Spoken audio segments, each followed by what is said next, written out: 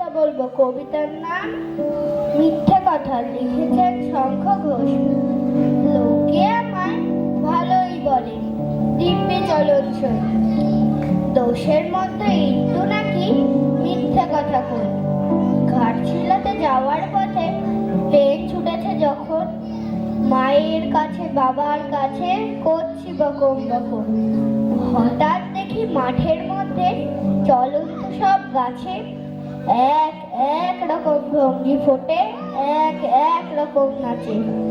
ও মা দেখো নৃত্যনাট্য! যেই বলেছি আমি, মা বকে দেয়, বড্ড তোমার বেড়েছে ফাজলামি। চিড়িয়াখানার নাম জানো তো? আমার সেজ বেশু। আদর করে দেখিয়েছিলেন পশুরাজের কেশর।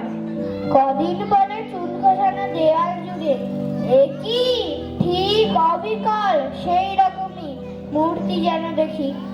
ক্লাসের মধ্যে যেই বলেছি সুরঞ্জনার কাছে, জানিস আমার ঘরের মধ্যে সিংহ বাঁধা আছে।